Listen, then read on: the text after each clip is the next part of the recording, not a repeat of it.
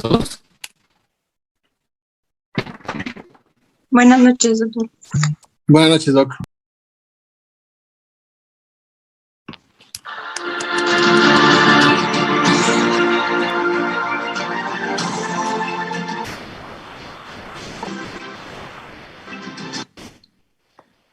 Ok, buenas noches a todos.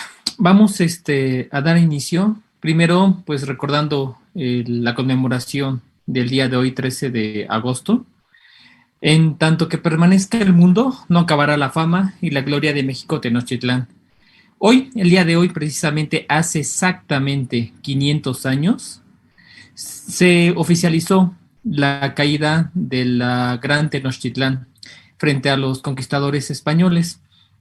Es la vez que no sé si se le está dando o no la relevancia a la fecha, pero hoy hace 5 siglos se concretó la caída de la Gran Tenochtitlán.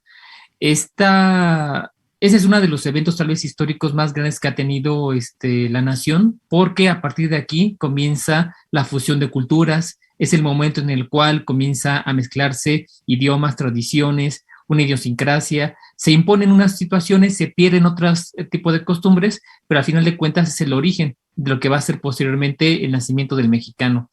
Entonces realmente es una fecha que no podemos dejar pasar y es increíble pensar que hoy estamos viviendo, ustedes y yo estamos vivos en la conmemoración de los 500 años de la caída de la Gran México Tenochtitlán. Y bueno, no podía dejar yo pasar de mencionar unas anécdotas al respecto, porque tal vez pocos sepan, pero se dice una frase de que la conquista de México la realizaron los indígenas y la independencia de México la hicieron los españoles. Y realmente es un poco irónica la frase, pero es real. Pocos saben que era imposible que un puñado de españoles, por mucha tecnología que trajeran, era incapaz de conquistar un imperio tan grande y tan fuerte como el imperio mexica. Pero realmente lo que ocurrió fue que las alianzas con los enemigos de los aztecas fue lo que prácticamente logró su derrota y su declive. Y eso fue lo que se conmemora hasta cierto punto. Solamente imaginar que Cortés convenció a muchos pueblos enemigos de los mexicas y llegaron a formar un ejército de más de 100,000 hombres y 100,000 hombres marchando por los caminos de Puebla hacia la Ciudad de México actualmente, cruzando los pasos de los nevados del Popocatépetl y del Iztaccíhuatl y asomándose al Gran Valle de México, donde en aquel momento debieron haber visto un gran lago y una ciudad blanca en el centro. Lo impresionante de nuestra historia. Todo esto forma parte de nuestro pasado y de nuestra historia y obviamente pues es algo que debemos de conmemorar. Pero no solamente por la caída de la principal ciudad de un gran imperio, sino además también porque es parte de la historia de la propia Ciudad de México. No solamente son los templos y los edificios, es básicamente ver la historia. Se está haciendo actualmente conmemoraciones que digo, no sé si sean demasiado o pocas, pero yo creo que lo importante siempre es entender que la historia, todos formamos parte de la historia y ese tipo de cosas la tenemos que considerar. Esta imagen es muy bella, donde ustedes pueden ver lo que tal vez vieron los conquistadores cuando llegaron a la ciudad de Tenochtitlán, una gran ciudad rodeada de un gran lago, verdaderamente impresionante. Muchas cosas como las avenidas que ven ahí, actualmente pues ya nombradas como Madero o la avenida que se encuentra de este lado a su derecha, que es la avenida de Tlalpan, posteriormente esa gran calzada que se formaría, pues siguen siendo vigentes desde hace mucho más de 800 años. Ahí la gente caminaba a través de estas rutas y hoy en día se siguen caminando a través de esas mismas rutas. Es algo verdaderamente impresionante. Todos conocen la leyenda y prácticamente aquí se describe el escudo nacional. No se sabe si lo que tenía el águila realmente era un pájaro, un ave o una serpiente, pero bueno, como sea, también los mitos se mezclan con las leyendas y en el caso de México es muy curioso ver cómo la mitología se mezcla con la historia.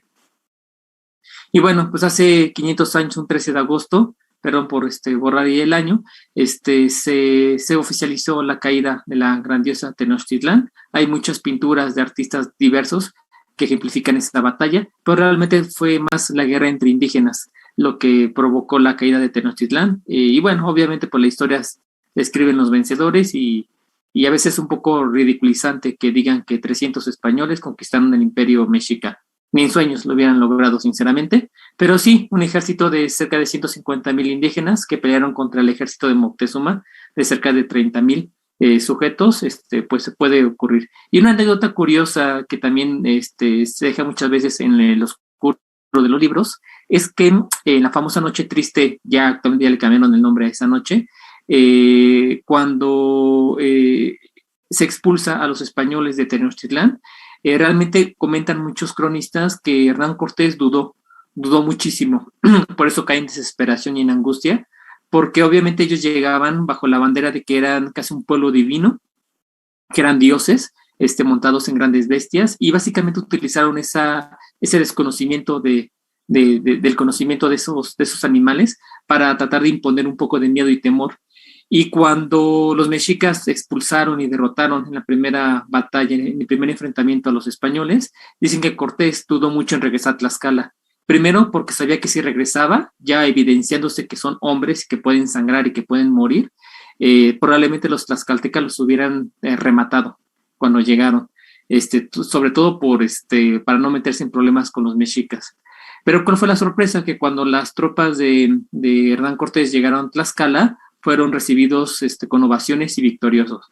Narran que eso fue más por miedo de los tlaxcaltecas, porque pensaban que si no se unían y no finalizaban esa guerra contra los mexicas, Moctezuma armaría su ejército e iría en busca de los tlaxcaltecas por traidores y los aniquilaría.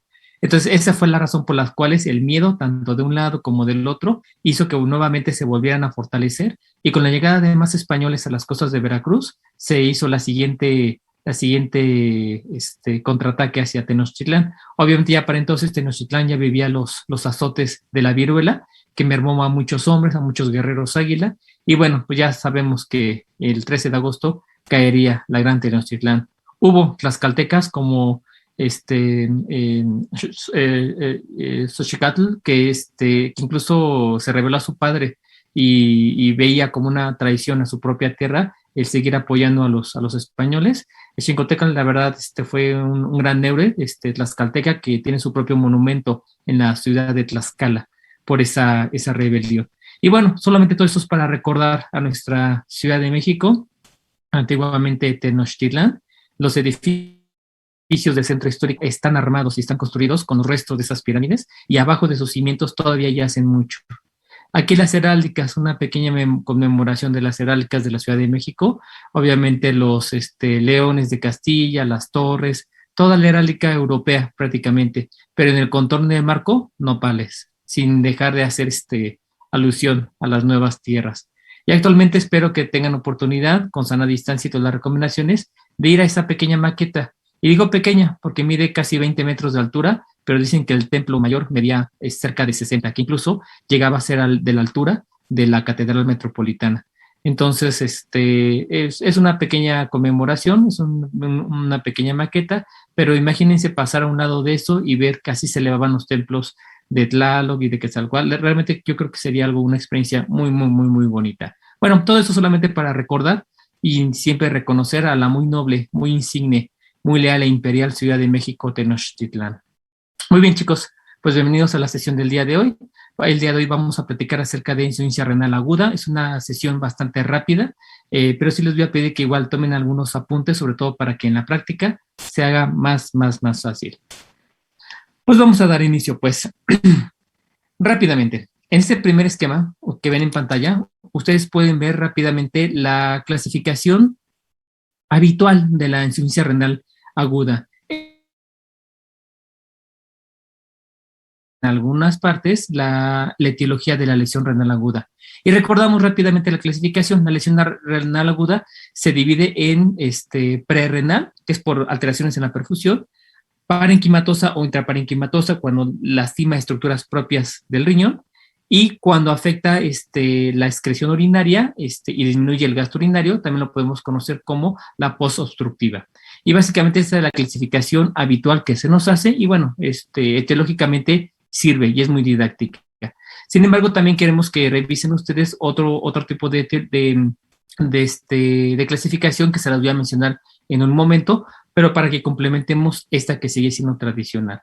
Bueno, rápidamente, la insuficiencia renal aguda es un síndrome clínico que puede ser secundario a muchas etiologías. Como vimos, pueden ser prerrenales, intrarrenales o posrenales, pero todas ellas se van a caracterizar por un deterioro brusco, súbito de la función renal. Y generalmente este deterioro súbito va a estar caracterizado por elevación de los azuados y por una disminución de la uresis. Y generalmente se considera un proceso reversible. Esas, digamos, son las características. Multifactorial, un aumento súbito de la concentración de azuados, una disminución súbita del filtrado glomerular y potencialmente reversible. Las causas y los criterios son muchos. Podemos utilizar la uresis, que de hecho es un biomarcador es un marcador, perdón, un poco lento. Ya cuando el riñón en lesión renal aguda deja de orinar, es porque ya pasaron al menos 48 horas. El acarrelamiento de creatinina es otro, y la elevación de Boone son criterios que se llegan a utilizar para denotar que el sujeto está viviendo lesión renal aguda. Incluso puede llegar a ser esto indicación de tratamiento de reemplazo renal. La creatinina es, digamos, el estándar con el cual se utiliza. Las clasificaciones están basadas en la variación de la concentración de la creatinina. Sin embargo, como vamos a ver, a veces no suele ser tan útil. Y actualmente contamos con una serie de biomarcadores de lesión renal tempranos que también nos pueden llegar a utilizar, como el caso de la cistatina C y algunos otros que vamos a ver más adelante. Tradicionalmente se utiliza para definir y clasificar a la lesión renal aguda el acrónimo de RIFLE, del Risk, Injury, Failure, Loss y estado final. Prácticamente aquí podemos encontrar toda la evolución de la lesión renal aguda. Y básicamente toma dos criterios: la elevación de la creatinina con o sin disminución del filtrado glomerular y la caída de la uresis. Básicamente son esos dos criterios que utiliza. Sin embargo, a pesar de que ya ha habido criterios diagnósticos todavía más finos, incluso que clasifican mejor la lesión renal aguda, en una revisión bibliográfica que hicimos, RIFLE sigue siendo la clasificación que más se utiliza todavía.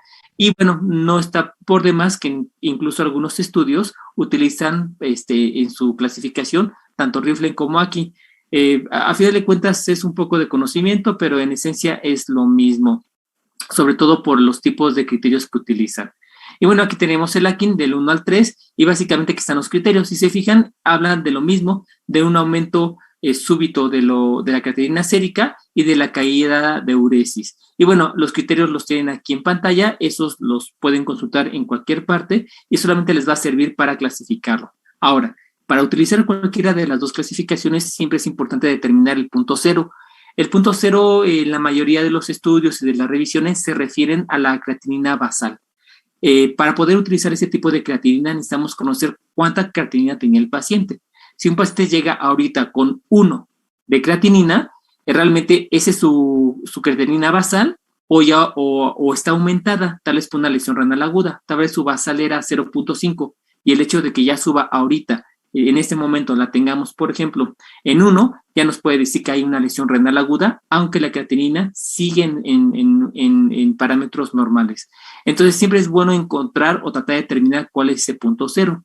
Ese punto cero a veces no lo vamos a conocer cuando el paciente es nuevo, pero tal vez si el paciente llegó con 1.5 de creatinina, lo hidraté, busqué su estabilidad hemodinámica, retiré nefrotóxicos y de pronto baja a 0.8, entonces puedo decir entonces que sí venía con una lesión renal aguda y puedo hacer el diagnóstico de forma retrospectiva. También se vale.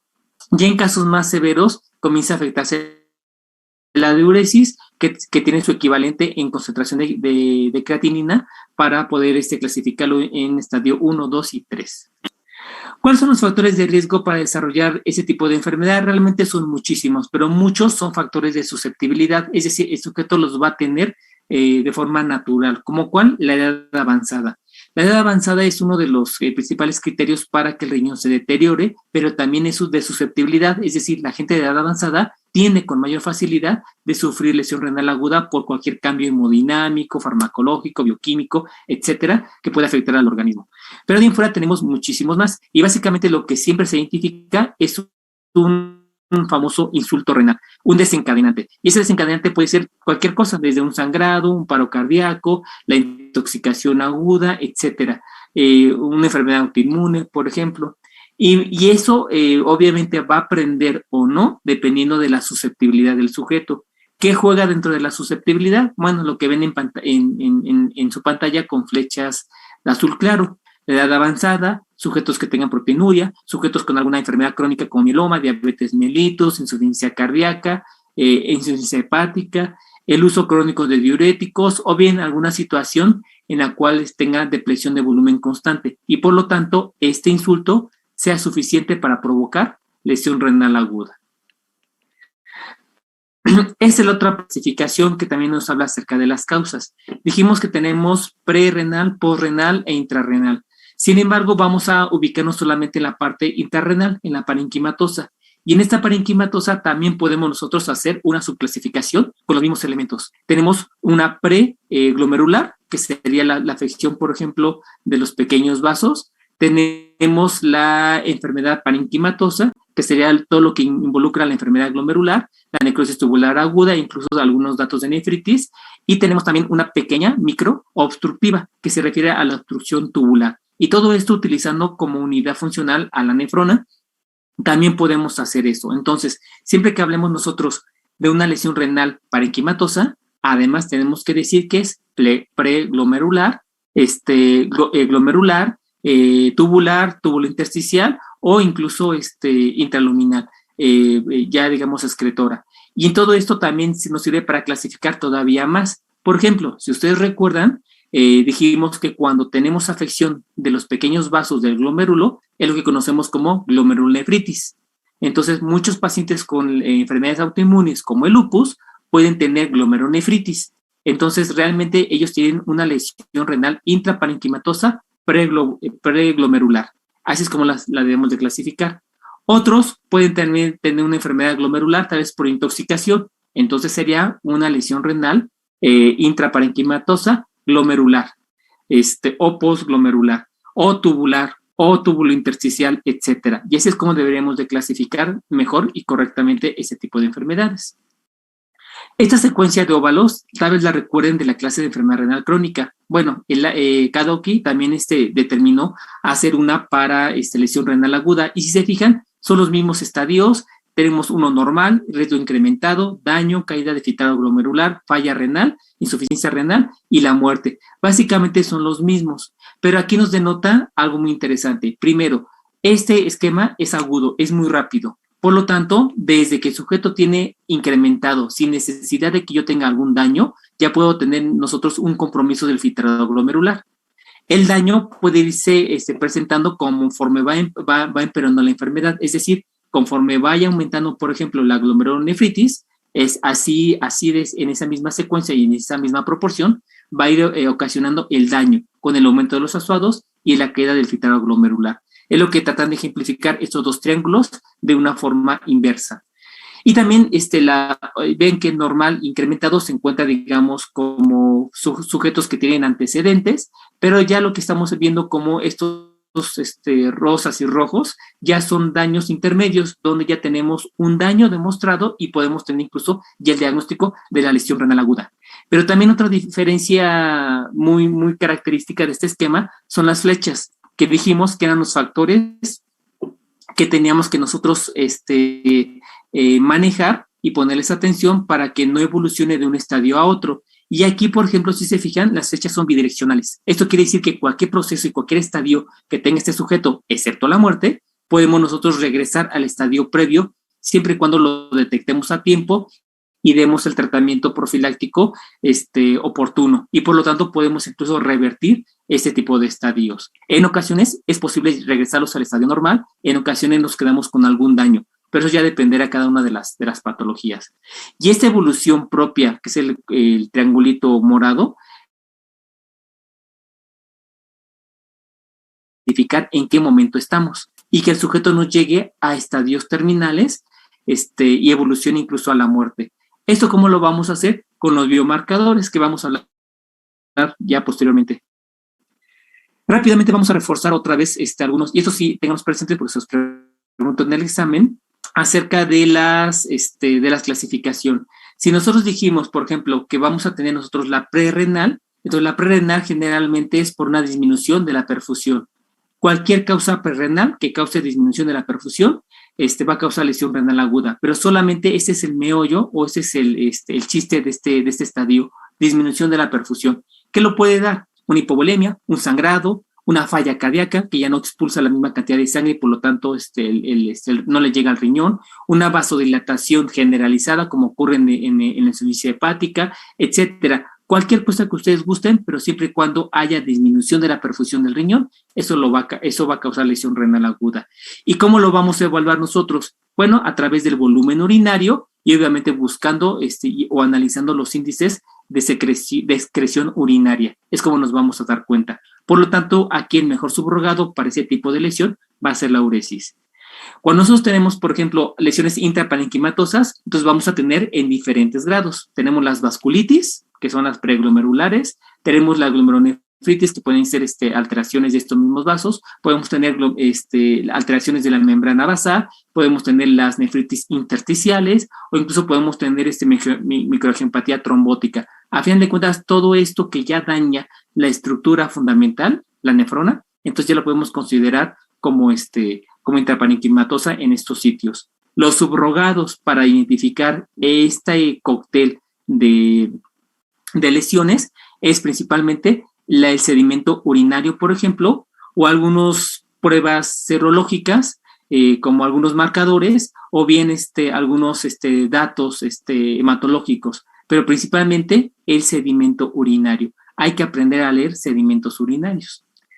Y obviamente para la situación postobstructiva, pues lo que se describe ahí es una neuropatía obstructiva, y en este caso, pues la única forma de identificar que existe una obstrucción o de confirmar nuestra sospecha es a través del ultrasonido. Aquí tenemos todas las causas de lesión renal aguda que suman las exposiciones, es decir, aquellos que van a funcionar como un insulto renal y los factores de susceptibilidad. Entonces ya habíamos hablado de los factores de susceptibilidad, que tenemos la depresión de volumen o la deshidratación, la edad avanzada, pero además hay otros que debemos de considerar. Las mujeres son más susceptibles para lesión renal aguda, los sujetos con raza negra. Si el sujeto tiene alguna enfermedad crónica como falla cardíaca, falla hepática, falla pulmonar o enfermedad renal crónica, eso lo predispone mucho a sufrir lesión renal aguda. Además, las primeras enfermedades que les menciono es porque se compromete la perfusión del riñón y entonces podría funcionar como una prerrenal, pero sistémica, y la enfermedad renal crónica, pues como una parenquimatosa. Otros factores de susceptibilidad, diabetes, cáncer y anemia. Y los insultos, los shots que van a provocar la lesión renal aguda o que la van a iniciar, pues son generalmente situaciones críticas, como la sepsis, el shock circulatorio, quemaduras, accidentes, traumas, etcétera, nefrotóxicos, bueno, vaya, muchísimos. Pero estos van a actuar y van a impactar más dependiendo de los grados de susceptibilidad del sujeto.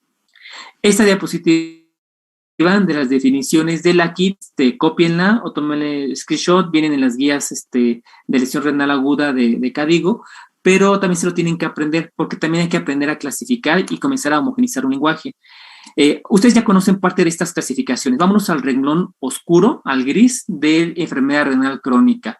Ya sabemos que es la presencia de un daño renal en el contexto de una disminución de filtrado glomerular por más de 3 meses. Esa definición ustedes ya la conocen.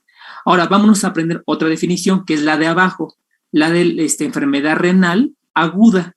La enfermedad renal aguda es una clasificación que muy poca gente utiliza, pero muchas veces nuestros pacientes se encuentran en este contexto. ¿Qué caracteriza a esta enfermedad renal aguda? Bueno, es un daño renal que se encuentra demostrado, es una caída de filtrado glomerular menos de 60 mililitros sobre superficie corporal, exactamente lo mismo, pero no cumple el criterio de los 3 meses. Es antes de los 3 meses. Otro criterio también para definir esta enfermedad renal aguda es la caída de filtrado glomerular más del 35%, o el aumento de la creatinina sérica más del 50%, pero también menos de 3 meses. ¿Qué es lo que llega a ocurrir? Hay sujetos que sufren lesión renal aguda y van a tardar mucho tiempo en recuperarse. ¿Cuánto tiempo le vamos a dar tiempo de recuperarse? Hasta 3 meses. Durante ese periodo ya no lo vamos a llamar lesión renal aguda, se va a llamar como enfermedad renal aguda. Y si se completan los 3 meses, le vamos a llamar enfermedad renal crónica. Ahora sí vamos a la primera definición, a la de Lakin, y esa básicamente son los criterios de las escalas que les presenté. Un incremento de la creatinina sérica más del 50% dentro de los últimos 7 días, un incremento de la creatinina sérica de 0.3, es decir, si un sujeto tiene basal 0.5 y sube a 0.9 o 0.8 o a 1, pues ya tiene lesión renal aguda dentro de los 2 días, o la presencia de oliguria, que son los criterios para lesión renal aguda. Y hasta el final nos dan otro criterio, que es la enfermedad renal desconocida. La enfermedad renal desconocida generalmente son sujetos que se encuentran con una función renal estable. Realmente no se identifica una patología, no hay un insulto y no se identifica el daño renal que sí debe estar presente en la enfermedad renal crónica y en la enfermedad renal aguda. Aquí no, simplemente tenemos una caída de filtrado glomerular. Muchas veces esto está asociado a patologías antiguas de etiología desconocida ya, o bien al envejecimiento propio del riñón. Entonces, hasta que no sepamos realmente qué es, la dejamos como desconocida. Y bueno, nada más se los platico rápidamente. Las mismas guías les van a dar diferentes escenarios que les pueden ayudar a ver este tipo de contextos. Y les pongo un ejemplo muy sencillo para que entiendan cómo funcionan este tipo de algoritmos. Imagínense que llega un paciente al servicio de urgencias y llega inconsciente y llega con creatinina de 1.5, que es lesión renal aguda, podría ser enfermedad renal crónica, o tal vez se encuentra como enfermedad renal aguda. Entonces, ¿qué sería ese paciente con 1.5? Realmente es muy difícil de decir, sobre todo si no conocemos una basal. Es probable que no sea su creatinina normal, que sí se encuentre en uno de esos contextos. ¿Pero en cuál de esos contextos? Entonces, tal vez el paciente ya tiene una enfermedad renal crónica de mucho tiempo y nos toca verlo con la elevación a 1.5, pero se trata de una enfermedad renal crónica. Tal vez es un sujeto que sufrió lesión renal aguda hace menos de 3 meses y tal vez lo estamos viendo en el contexto de una enfermedad renal aguda. O tal vez su patología, la misma que lo trajo al hospital, tal vez de menos de 7 días, le está provocando una lesión renal aguda. Cualquiera de estos 3 escenarios se puede manifestar con una creatinina y realmente lo que tenemos que hacer es identificarlo. Bueno, para eso sirve lo que ven en pantalla. Cuando ustedes ven en pantalla y ven, por ejemplo, la creatinina sérica aumentada o una caída del filtrado glomerular, lo que tenemos que decir, bueno, tengo un paciente con lesión renal. Ahora, ¿qué tipo de lesión renal? Los escenarios que podrían ser una aguda, una crónica o una desconocida. ¿Qué es lo que tengo que esperar? Rehidratar, atender al paciente, evaluar y atender los motivos de consulta que tiene el paciente y esperar. ¿Y cuáles podrían ser los potenciales escenarios? Vamos a revisar uno, por ejemplo, la enfermedad renal crónica. Si el paciente, por ejemplo, tiene un incremento en este contexto, lo que realmente estamos viendo es una enfermedad renal crónica con una lesión renal aguda. No decir enfermedad renal crónica agudizada, eso hablaría que la misma enfermedad está progresando o se encuentra en mal estado. No, lo que puede ocurrir es que un paciente tenga lesión renal aguda en el contexto de una enfermedad renal aguda. ¿De acuerdo? O bien, si no tenemos ese incremento o no tenemos ese decremento que pensaríamos, entonces estamos hablando de que el sujeto tiene una enfermedad renal crónica, simplemente sin lesión renal aguda. Y así, con cada uno de estos escenarios, nosotros podemos determinar rápidamente cuál podría ser el verdadero escenario, viendo la variabilidad del filtrado glomerular o la variabilidad o el incremento de la creatinina sérica. De tal manera que, por ejemplo, una enfermedad renal aguda, puede que en ese contexto puede llegar así, pero si vemos cambios en la creatinina o en el filtrado glomerular, tal vez se trate de un aquí nada más. Y bueno, esto también, esta es la continuación de esos mismos algoritmos, donde ustedes incluso pueden entender diferentes escenarios. Por ejemplo, cómo va a progresar después dentro de esos periodos de 3 meses que les hablamos. Menciono nada más uno para no entenderme mucho con esta gráfica, pero esa es la función de estos algoritmos. Si un sujeto tiene lesión renal aguda, por ejemplo, y no llega a recuperar, entonces puede que tengamos nosotros ciertos escenarios. Por ejemplo, vamos a suponer que se mantiene estable, ni aumenta ni disminuye. Podríamos entonces tratarse de una enfermedad renal desconocida. O tal vez el sujeto ya sí tenía una lesión renal aguda, el decremento es real y se cumple el criterio de 3 meses. Entonces en ese contexto tendré un caso nuevo de enfermedad renal crónica. Y así es como ustedes tienen que dar la interpretación dependiendo de la evolución en 2 o 3 pasos Este era en 2, este es en 3 pasos, para poder definir cuál sería el contexto real. Y aquí tenemos varios, por ejemplo, tal vez yo sospecho de una enfermedad renal crónica, con una lesión renal aguda. Tal vez si yo tengo estos criterios, se trata de una enfermedad renal crónica estable o bien una enfermedad renal crónica que progresó. Y aquí sí podríamos hablar, no me gusta el concepto, pero sí podríamos hablar de enfermedad renal crónica agudizada, es decir, empeoró la enfermedad renal crónica, que es muy distinto a decir que un sujeto con enfermedad renal crónica tuvo además una lesión renal aguda. Bueno, básicamente para eso funcionan este tipo de algoritmos. Pero hay más todavía. ¿Qué es lo que ocurre?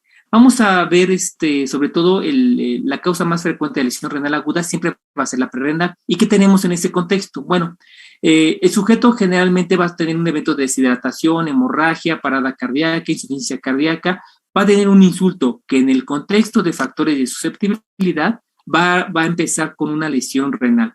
Esa lesión renal generalmente tarda en algún tiempo para ser compensada o más bien para dejar de ser compensada.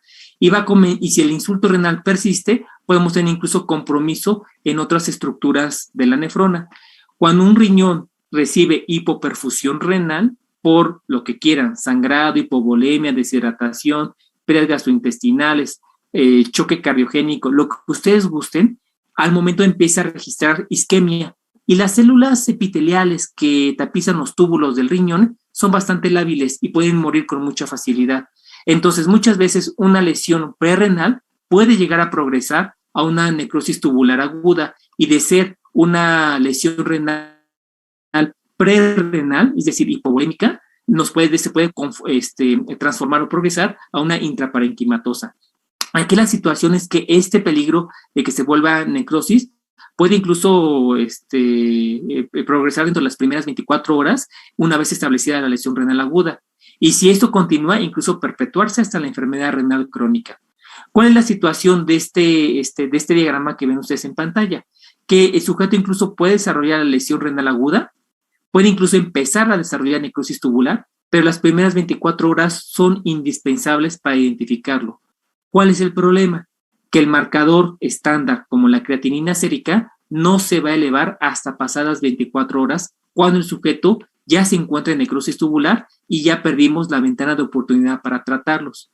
La disminución de la uresis, por ejemplo, también se va a presentar más o menos en la misma temporalidad y por lo tanto nos va a detectar la lesión renal aguda de forma tardía y vamos a perder ciertos momentos para su utilización, para su manejo.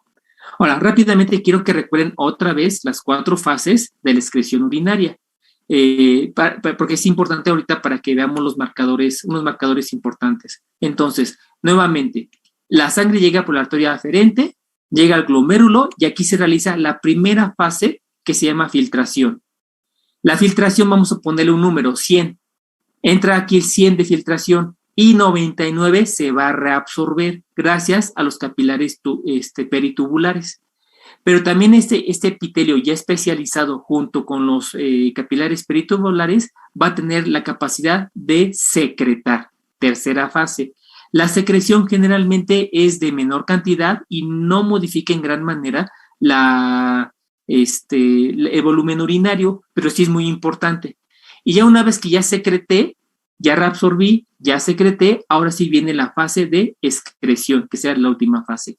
Hasta abajo de la figura ustedes ven la fórmula que explica esto. La excreción es igual a la filtración menos lo que se reabsorba más lo que secreta. Entonces, acuérdense de este tipo de 4 fases. La primera la va a realizar el glomérulo a través de los capilares glomerulares. La fase 2 la va a realizar las células epiteliales. Y la fase 3, entre las células epiteliales, el intersticio y los capilares peritubulares. La única forma de afectar la fase 4 es precisamente un tapón ahí en el túbulo colector, nada más. Ok, bueno, recordando esto, entonces vamos a ver este tipo de gráficos. Entonces, ¿qué es lo que ocurre? Lo que ocurre es que cuando nosotros observamos que el sujeto deja de orinar o ya elevó la creatinina, en ese momento que lo están identificando, tienen que sospechar que al menos tiene 24 horas con lesión intraparenquimatosa y que ya para entonces, si el paciente ya está cursando con necrosis tubular, ya se nos pasó la ventana para evitar la necrosis tubular. La necrosis tubular es tan grave que puede llevar a la insuficiencia renal en el mismo hospitalización al paciente y a complicaciones severas como acidosis metabólica o hiperpotasemia. Entonces, ¿qué es lo que se hace? Bueno, lo que podemos utilizar es otro tipo de subrogados que son marcadores de lesión renal temprana. Vamos a ver cómo funciona todo esto. Vamos a agarrar parte del túbulo y lo vamos a cortar y lo vamos a ver de forma transversal.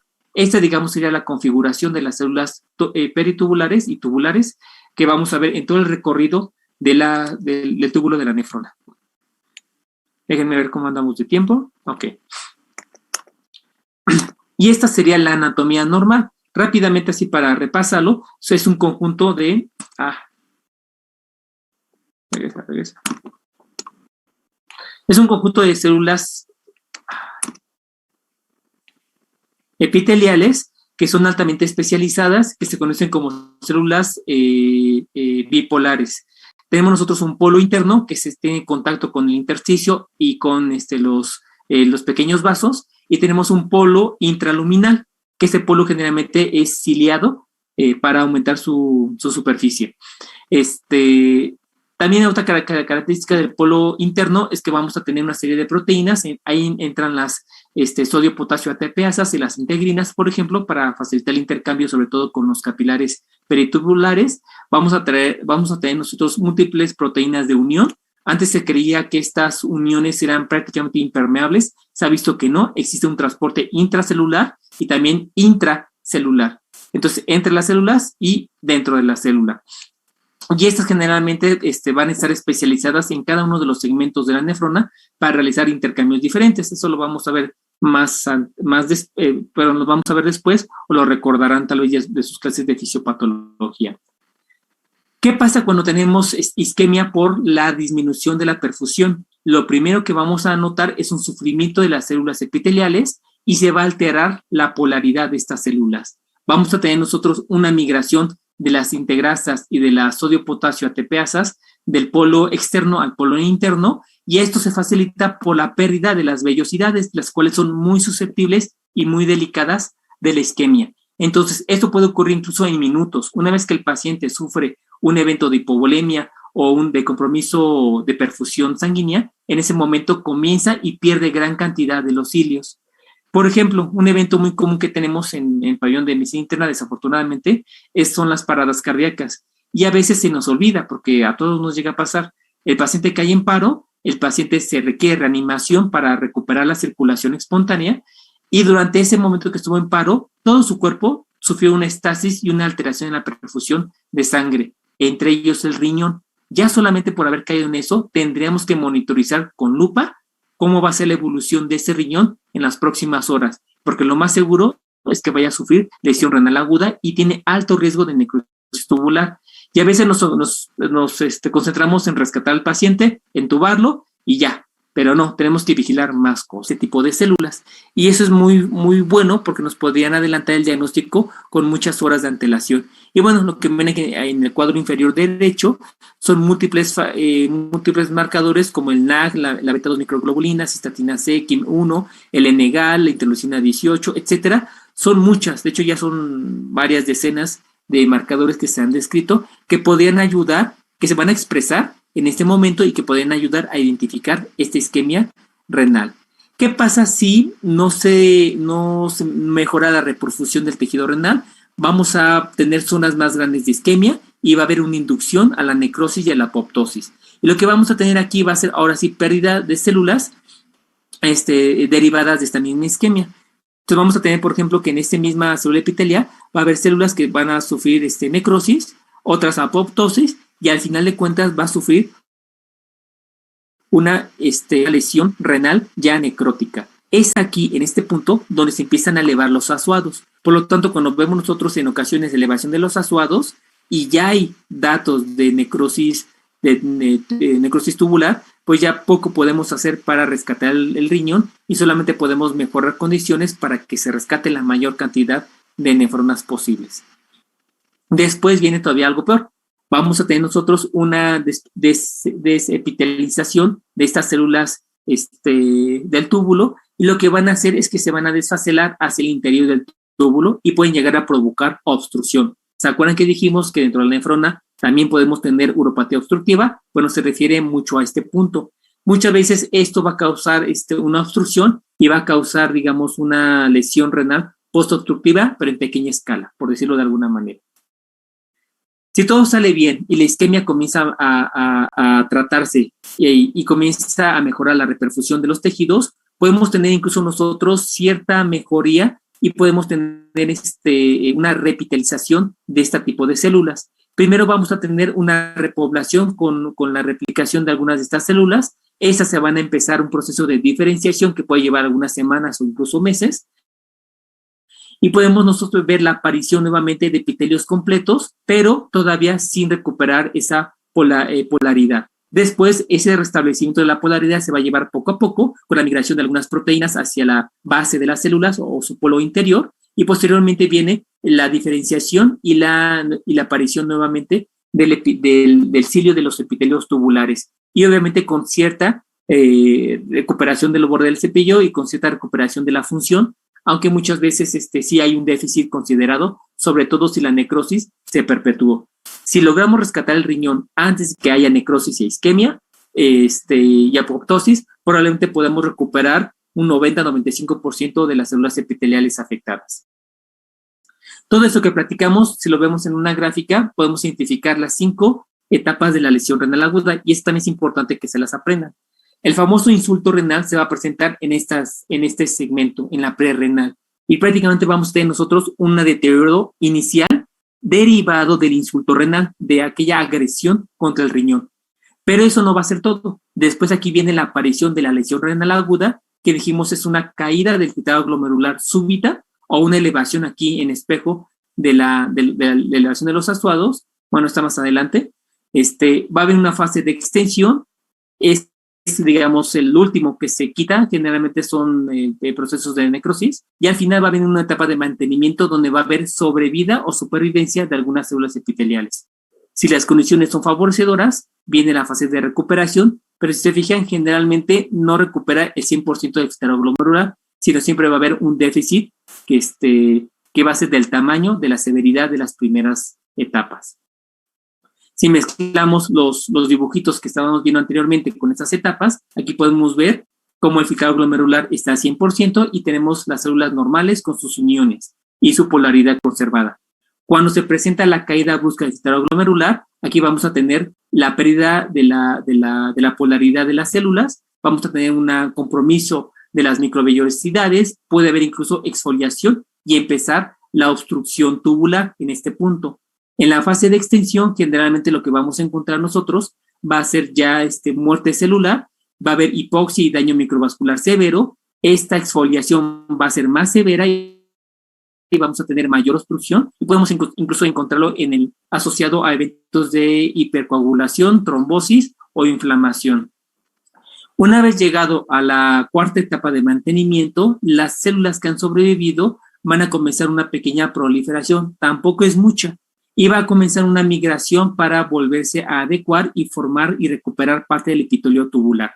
Este proceso requiere mucho tiempo porque se tiene que cumplir una proliferación, una migración y una diferenciación para poder evolucionar a un epitelio funcional y obviamente recuperar la polaridad posteriormente, pero con la pérdida que habíamos hablado con respecto al filtrado glomerular. ¿En qué momento deberíamos de intervenir? Bueno, lo primero es que si un sujeto tuvo un insulto renal, en ese momento tenemos que buscar todas las condiciones favorables para que no haya isquemia renal. Y en este punto es el mejor, esa fecha de profilaxis es el mejor punto para tratar a los pacientes. Por lo tanto, ¿cómo nos podemos dar cuenta? Número 1, hay que etiquetar a nuestros pacientes. ¿Quién es susceptible y quién no es susceptible de sufrir lesión renal aguda? De primera mano. Y esto ustedes, chicos, ya lo pueden hacer. Entonces, de los pacientes que les toca, díganse, tiene edad grande, tiene proteinuria, es un diabético, tiene cáncer, tiene una enfermedad crónica. Este paciente es susceptible de lesión renal aguda y de la misma manera hay que adelantarnos al evento.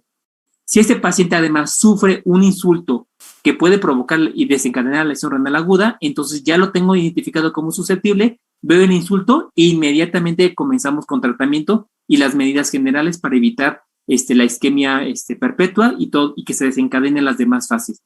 Ese es el actuar correcto para la lesión renal aguda, sobre todo en área hospitalizada. Por ejemplo, van a rotar ustedes por ginecología. Van a encontrar tal vez a la paciente gordita, multípara, diabética o hipertensa, o que tenga alguna comorbilidad o sea usuaria de AINES por alguna razón.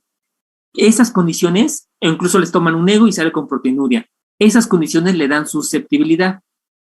Pasa parto, el parto se complica y termina en cesárea. Y en cesárea sangra, es decir, hipovolemia. Ahí está el insulto que va a desencadenar esto en una persona susceptible. De antemano saben que esa persona tienen que garantizarle un manejo hemodinámico correcto, que vigilar la uresis, tomarle marcadores de función de lesión renal tempranos, transfundirla, o sea, ya saben todo lo que le tienen que hacer para que no desarrolle la lesión renal aguda.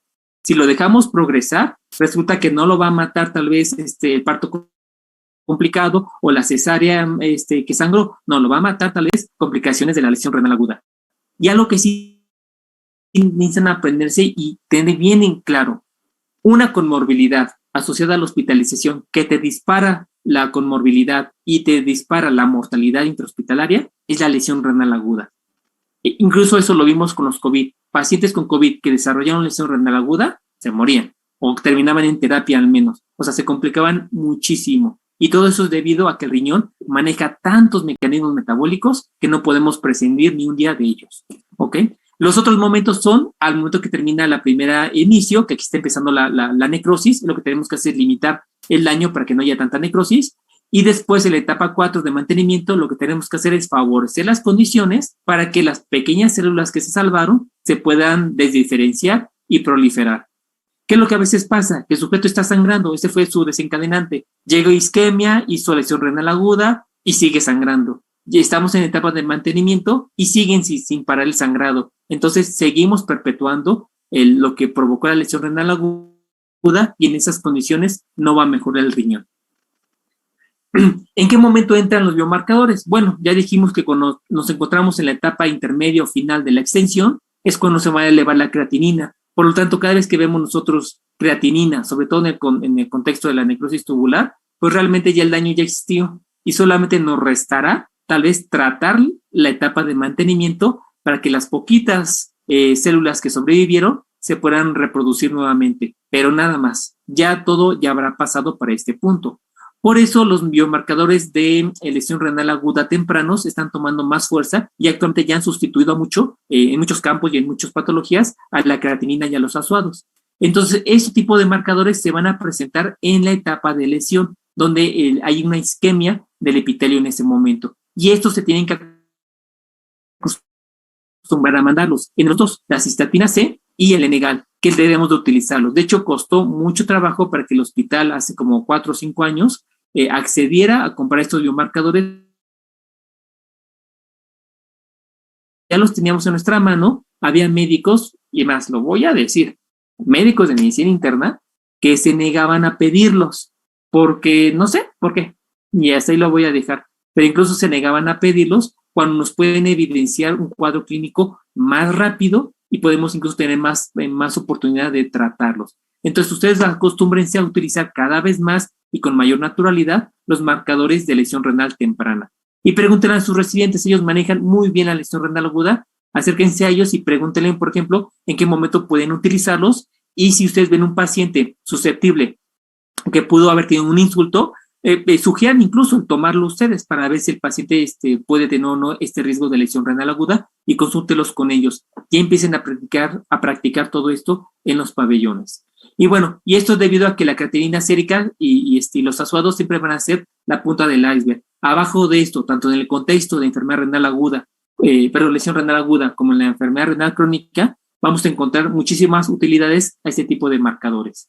Entonces, vamos a hablar de los marcadores entonces de lesión renal aguda tempranos. Vamos a empezar con uno que tenemos, que es la cistatina C. La cistatina C es un marcador de disminución de la reabsorción. Bueno, cuando estábamos esto en vivo, hasta se los hacía las preguntas directas. La reabsorción es la etapa 2 de la excreción urinaria, es decir, no es filtrado. Ya una vez que se filtró, la célula epitelial tiene capacidad de reabsorber algunos elementos. Bueno, la cistatina C es un marcador de reabsorción de las células epiteliales, es así de fino. Entonces, ¿qué es lo que ocurre? La cistatina C es un inhibidor de la cisteína protasa, es un producto estable, prácticamente se encuentra muy constante en la circulación, la producen todas las células nucleadas, todas. Por lo tanto, la producción va a ser constante y prácticamente no está influenciada por nada. Ni por edad, ni por reactantes de fase aguda, ni por choque cardiogénico. Es muy constante la producción, pero mejor aún, casi no son proteínas. Por lo tanto, lo que se determina a nivel sérico, a nivel urinario, es libre, es constante. Es un marcador bastante limpio en ese contexto. Pero mejor aún, cuando esta cistatina llega al glomérulo, se filtra casi en un 100%. Es decir, nada lo detiene y se filtra. Por lo tanto, también podría funcionar como un marcador de filtración, porque nos estaría diciendo cuánto se está filtrando de una forma bastante exacta. Ahora, ¿qué pasa una vez que se filtró? Que prácticamente el 100% se reabsorbe por las células epiteliales del túbulo y se queda adentro de la célula epitelial. Y es ahí donde termina su metabolismo, en las células epiteliales del riñón. Entonces, se filtra al 100% y se reabsorbe al 100%. Por lo tanto, ¿qué pasaría ustedes? Ya imagínenlo, si las células epiteliales del túbulo estuvieran alteradas, estuvieran afectadas. No habría reabsorción y la cistatina saldría por la orina, ¿de acuerdo? Entonces, si ustedes ven niveles elevados de cistatina en orina, significa que hay un trastorno de reabsorción de las células tubulares. Y si ven cistatina elevada en la circulación, quiere decir que está alterada la filtración. Así de sencillo. La cistatina es muy buena. Y mejor aún, es un buen biomarcador porque no lo afecta si eres hombre o mujer, no le afecta la edad, no le afecta la raza, realmente tiene muy pocos limitaciones. Tal vez entre la que destaca son procedimientos endocrinos como, por ejemplo, el hipohipertiroidismo o el uso de esteroides, y cosas muy raras. Salvo eso, la cistatina es un gran marcador, primeramente, de reabsorción de células epiteliales. Otros marcadores, estos son de células tubulares lesionadas. Entonces dijimos que la isquemia va a provocar lesión, sobre todo isquemia en las células epiteliales. ¿Qué pasa? Tenemos, por ejemplo, el Enegal, la famosa lipocaína asociada a la gelatinasa del neutrófilo. Prácticamente esta Enegal forma parte de las lipocaínas, que son proteínas muy grandotas, para acabar así rápida. Se pueden expresar por muchas células, pero la que lleva, digamos, la preponderancia en su producción van a ser los neutrófilos. Y de ahí en fuera realmente se expresa en muchos tejidos, pero a niveles muy discretos, muy poquitos. La preponderancia está en los neutrófilos. Incluso en el riñón se escribe muy poco. ¿Cuál es la importancia de esto? Si el riñón sufre disminución de la perfusión y sufre isquemia, lo que va a ocurrir es que se va a infartar, no le llega sangre, prácticamente va a disfuncionar esta célula epitelial. Y es en esa condición de isquemia donde se empieza a producir el Enegal. Muchos lo llaman incluso la troponina renal, porque pasa algo similar que con el corazón. Si el corazón le hace falta oxígeno, comienza a sufrir, comienza a morirse el miocardio y comienza a aparecer la troponina I, por ejemplo. Entonces, lo mismo pasa con el riñón. Si el riñón está sufriendo isquemia, se va a elevar el Enegal. Por eso lo conocen como la troponina.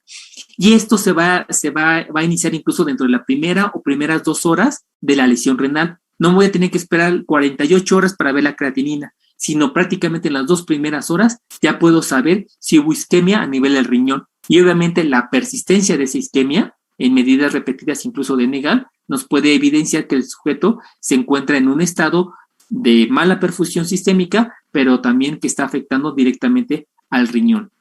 Entonces los niveles se van a incrementar en relación a la duración de la isquemia. Y este Enegal se puede tomar hasta de la pipí. Solamente necesitaríamos que el sujeto dejara de orinar para no poderla tomar. Y obviamente si ya dejó de orinar, pues ya nos encontramos en el día 20 de la necrosis tubular. Pero en las primeras horas la podemos tomar, podemos extraer incluso por sonda la orina y mandarla a estudiar. Ok, bueno, aquí vienen los estudios donde están relacionados el NEGAL con un alto valor pronóstico, sobre todo relacionado con mortalidad y progresión de la enfermedad. No me voy a entretener con esta parte. Y el otro biomarcador es el KIM-1, también es un marcador de lesión renal.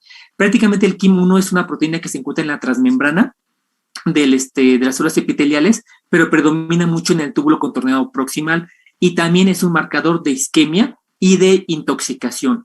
Muchas veces cuando no sabemos si la lesión renal aguda parenquimatosa se debe a una hipovolémica que progresó, a una glomerulopatía primaria o a una isquemia renal o bien al uso de nefrotóxicos, se puede pedir KIM-1 y si sale positivo el KIM-1 se puede sospechar que una de dos, o había una isquemia o tal vez si ya descarté la clínica de isquemia, fue una intoxicación probablemente. Esta también se va a detectar en orina y nos ayuda para diferenciar entre la necrosis tubular prerrenal y la enfermedad renal crónica. Si el paciente me llega, por ejemplo, en este momento con creatinina de 2, ¿qué pensaré? ¿Será enfermedad renal crónica? ¿Puede ser una enfermedad renal aguda? O tal vez viene en el contexto de una lesión renal aguda terrible. ¿Cómo podía yo diferenciarlo? Pues le pedimos el KIM. Si el KIM sale positivo, quiere decir que es una lesión aguda y por lo tanto lo más seguro es que no sea enfermedad renal crónica. Entonces, esas son las utilidades. Y también, de la misma forma que el NEGAL, se asocia a una mortalidad y al tratamiento de reemplazo renal. Aquí podemos ver unas microscopías de la expresión del KIM-1. Lo que ven aquí son los túbulos del túbulo contorneado proximal. Bueno, en el lado derecho de su pantalla se puede observar mejor cómo en la porción donde antes había unos cilios es donde se expresa mucho el KIM-1. Y esto nos dice que esto es una lesión renal aguda y habrá nada más que hacer el diagnóstico diferencial entre una intoxicación y una isquemia. Son marcadores muy prácticos. Doctor, disculpe, ¿y ese lo tenemos en el hospital? Miren, aquí entre nos sí lo pueden hacer, pero no lo hacen de forma rutinaria. Pero sí, ya yo platiqué con alguna gente de laboratorio de investigación y sí lo podrían hacer. Tal vez si diseñamos un protocolo, podríamos empezar a meterlo a los pacientes, pero no, ese no, desafortunadamente, de forma rutinaria no. Y otro que se está buscando, que está buscando que también sea de uso común, es la interleucina 18. La interleucina 18 es un biomarcador de inflamación, también de las células epiteliales, pero muy específico del riñón. Desafortunadamente, sí nos queda un poquito más lejos, sin embargo, lo hemos llegado a determinar en algunos protocolos que hemos participado en pacientes con pancreatitis y en pacientes con lesión renal aguda en áreas críticas, pero eso no lo procesaba, en su momento la UME. Entonces, pero vaya, ¿a qué se refiere la interleucina 18? Simplemente a un marcador de inflamación. Y se produce también principalmente en el túbulo contorneado proximal y también podemos tomar nosotros una muestra, un pipeteo de orina y ahí podemos identificarlo y con eso se puede relacionar con mortalidad en pacientes críticos. Es, digamos, la utilidad más grande que tiene este biomarcador. Y bueno, van a existir muchos biomarcadores, están en la búsqueda de algunos biomarcadores, incluso existen combinación de biomarcadores que nos ayuden a hacer pequeños paneles. Y esos paneles aumentan mucho la especificidad para el diagnóstico de lesión renal aguda. ¿Cuál es el objetivo de todos estos esfuerzos? Que si el sujeto es susceptible y le ocurrió un insulto renal, en los primeros minutos o en las primeras horas, identificar quién va a tener lesión renal aguda para empezar los tratamientos. Y no esperarnos 48 horas después hasta que empiezan a elevar la creatinina para decir, sí tenía lesión renal aguda, pero ya no podemos hacer absolutamente nada. Es tan importante realmente evitar las complicaciones de la lesión renal aguda que por eso están desarrollando todos estos esfuerzos para identificarlo. Lo mejor sería prevención, pero bueno, estamos hablando en el contexto donde esto ya no se hizo. Y bueno, nada más recordar entonces estas fases, cómo sería la aparición de los biomarcadores, no es a escala, pero más o menos es la idea. Primero aparecería el NEGAL, porque es susceptible primero a la isquemia, a la perfusión. Después tendríamos lesiones muy similares, prácticamente dentro de las primeras 4, máximo 6 horas, ya podemos tener la determinación también del KIM-1 elevado, ¿no? Y posteriormente la cistatina dentro de los primeros 24 horas. Todo esto dentro de las primeras 24 horas, no hagan caso a los días de abajo. Y ya posteriormente vendría la creatinina, que sería prácticamente el último biomarcador que se expresaría en este contexto. Entonces, en este mismo contexto, sí es útil realizarlo. Pero aún así, ¿cuál sería el esfuerzo ideal? Prevenir. Entonces, siempre, y háganlo, chicos, en serio, háganlo. Es aquí donde ustedes se vuelven médicos malos y médicos buenos. Se vuelven médicos que chamean trabajo o médicos que se vuelven bastante sabios y bastante competentes porque hacen cosas distintas. Entonces, ustedes ya lleguen y digan, a ver, doña Petra, cama, 20 y tantos. No sé, es diabética, tiene 70 años de edad y aparte, no sé, toma no sé, está en quimioterapia o lo que quieran, es un paciente susceptible. Hay que estarla vigilando, uresis todos los días, índice urinario todos los días, que empezó a vomitar, que empezó a tener intolerancia a la vía oral, que incluso se le bajó la presión, ahí está el insulto. Y eso puede provocarle a esa persona susceptible su lesión renal aguda. Vigílenla, hidrátenla, corrijan la bulimia, tómenle su Enegal, tómenle sus cistatinas si es necesario, para que empiecen a monitorear a este paciente. 3 días después no pasó nada, perfecto. Pero si comienza a tener datos de lesión renal aguda, ustedes habrán enterado un día antes de que empiece la parte catastrófica. Es así como tenemos que empezar a actuar. Y bueno, también recordar que cuando llegan los pacientes al servicio de urgencias, muchas veces llegan con creatininas ya elevadas, no sabemos distinguir qué podría ser y también podemos echar mano no solamente de los marcadores que ya les mencioné, sino también de estudios de imagen. Y lo que usamos es el ultrasonido para distinguir una lesión renal aguda y crónica. ¿Realmente qué hacemos? Buscamos datos crónicos en el riñón. Si llega un paciente con creatinina de 4, o sea, podría ser lesión renal aguda, enfermedad renal aguda o enfermedad renal crónica. Entonces, ¿qué tengo que hacer? Le hago un ultrasonido. Si me dicen que el riñón tiene datos de cronicidad, pues lo más seguro es que sea enfermedad renal crónica. Igual puedo dedicarme a hacer otras cosas en el paciente. Pero si el riñón tiene buena vascularidad, buena forma, buenos contornos, etcétera, etcétera, entonces puedo presumir que es una lesión renal aguda. En algunos servicios se tiene el ultrasonido de primera infiltro, entonces se puede hacer esa exploración rápida. Pero aún así, el protocolo para abordar estos pacientes es el que ya les mencioné, y el ultrasonido solamente se los puse para...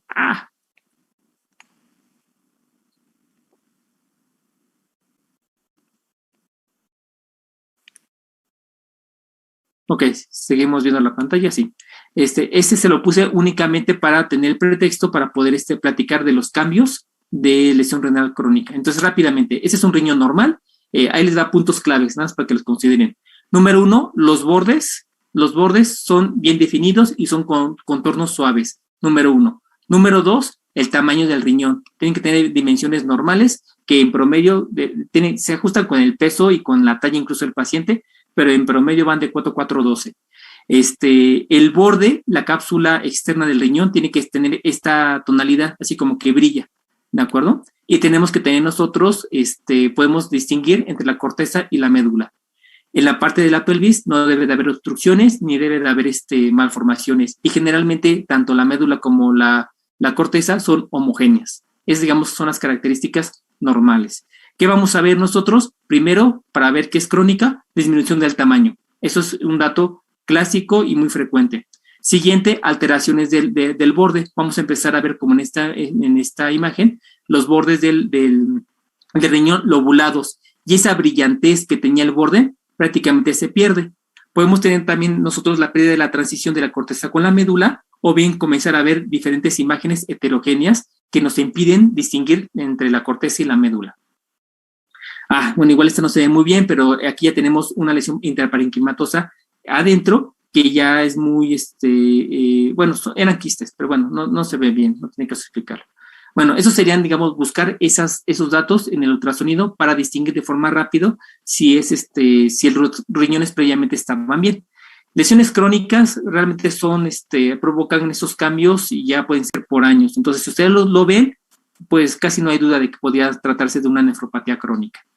Rápidamente les menciono, híjoles, me estoy tardando mucho con esta clase, el FENA, ¿se utiliza o no se utiliza? Sí se utiliza, y también nos sirve para distinguir entre una necrosis tubular aguda y una lesión renal prerrenal, y también funciona, pero vamos a hacerlo, lo de menos es que le lea los números, pero vamos a razonar un poquito. ¿Qué pasa con el sodio? Llega el sodio al glomérulo, se filtra casi en un 100%, y también pasa algo bien chistoso, se reabsorbe fase 2 por la célula epitelial casi un 100%. Y básicamente se excreta ya hasta el final menos del 1%. Es decir, del 100 que yo filtré, solamente voy a reabsorber 99 y voy a tirar 1%, menos de hecho de 1%. Entonces, ¿qué pasaría si un sujeto tira mucho sodio? Quiere decir que el proceso de reabsorción, fase 2, no se lleva a cabo. Quiere decir que la célula epitelial está dañada y por lo tanto yo tengo ahí una necrosis de la célula tubular, ¿de acuerdo? Ese, digamos, es el mensaje, ¿ok? Entonces, ya con ese razonamiento, pues vamos a leer primero el sodio urinario. ¿Qué le pasaría al sodio urinario si tengo en la necrosis tubular? Pues va a ser más elevado que el de la lesión renal. ¿Por qué? Porque estoy tirando más sodio. ¿Por qué? Porque no hay células que lo reabsorban. ¿Por qué? Porque hay necrosis tubular. ¿Qué pasaría, por ejemplo, con la urea? Pues básicamente lo mismo, se comporta muy similar, aunque los porcentajes de filtración y de reabsorción varían mucho y son tan inconstantes que por eso no se utiliza como marcador frecuente. Pero pasa lo mismo. Si tengo una lesión renal hipovolémica, pues tengo bajos niveles de urea en la orina. Pero si yo tengo necrosis de las células, entonces no hay quien la reabsorba y por lo tanto voy a tirar grandes cantidades de urea. Y bueno, el FENA lo que hace es prácticamente es un coeficiente que utiliza la fracción de excreción del sodio, te lo dan por porcentaje, pero básicamente es el mismo razonamiento. De tal forma que si yo estoy secretando menos del 1%, es una lesión renal prerrenal. Pero si yo secreto más del 2% de sodio, quiere decir que las células encargadas de reabsorberlo y de evitar que se tire están dañadas. Entonces, eso significaría que tengo necrosis tubular. Básicamente es un razonamiento muy simple, que hasta me da pena decírselos, porque de seguro ustedes ya lo habían obviado desde el principio. Y bueno, esto tiene que ver mucho con las diferentes etapas del filtrado glomerular. Nuevamente aquí les hacía el recordatorio y sobre todo para que ustedes hagan un ejercicio y háganlo como tarea, no se los voy a revisar. No me daría tiempo revisar tantas tareas, la verdad, ya ahorita, pero hagan un ejercicio y dibujen así en forma de ocio su nefrona y vean en qué puntos es donde se va a reabsorber y se va a excretar la mayor cantidad de sodio. Y para que ustedes también entiendan de una forma indirecta cómo van a funcionar algunos diuréticos. Y hagan ustedes de alguna manera. Lo que ocurre muchas veces en la necrosis tubular aguda es que las partes finales del túbulo son afectadas y por lo tanto la reabsorción, que es un pequeño porcentaje, se ve afectada. Y por eso aumenta más de 1% la excreción de estos electrolitos. Y no solamente eso, vamos a tener muchísimos otros que puede ocurrir exactamente lo mismo. Ay, perdón, estoy viendo la hora y no quiero dormirlos. Es viernes para colmo. Entonces, vamos a dejarlo hasta acá. Me faltan algunas cosas que son muy importantes, que sí me gustaría omitirlos, pero también considerando que las sesiones muy largas llegan a ser un poco tediosas, sí quiero que se queden con esa información. Entonces vamos a dejarlo nada más hasta acá. Entonces piensen en las 5 etapas, identifiquen así, debería de haber así como le ponen etiqueta roja de úlceras y un papelito amarillo de que son alérgicos a los pacientes, tendrían que ponerles así una estrellota roja, morada o naranja, no sé qué, donde diga paciente susceptible a lesión renal aguda, para que ahora sí cuando veamos que se deshidrata, vomitó, sangró, tuvo un parto prolongado, en la cirugía se deshidrató demasiado, aunque el anestesiólogo le ponga que sangró 50 y no, y sangró 500, en ese tipo de cosas, decir, ahí está el insulto, hay que vigilar a ese paciente, y todo sobre ese paciente, las consecuencias son catastróficas. Primero es eso. Y segundo, tenemos los biomarcadores mínimos N-gal y cistatina, lo tenemos. Aunque la cistatina ahorita por la determinación sérica funcionaría más para enfermedad renal crónica, realmente, y hablando yo con una química, no habría ningún problema de que lo determinaran en la orina tampoco, o sea, siendo muy estrictos. Pero bueno, en lo que logramos romper esas barreras, pues tenemos el N-gal al menos. Entonces, utilícenlo, clasifiquen, tomen la uresis de todos sus pacientes, lleguen a las 7 de la mañana y pásenle visita y llegan los balances de sus camas. Aunque sus residentes no se los pidan o sus médicos de base no se los pidamos, ustedes háganlo porque hacen hábito y pueden decir, oiga, doctor, este paciente tiene un índice urinario de 1.3, después de 1.8 y hoy amaneció con 0.5.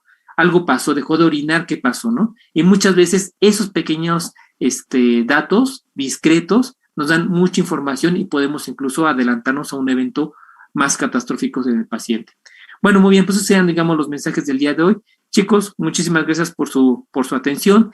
Que todos tengan muy bonito fin de semana y si quieren dudas y preguntas, las resolvemos.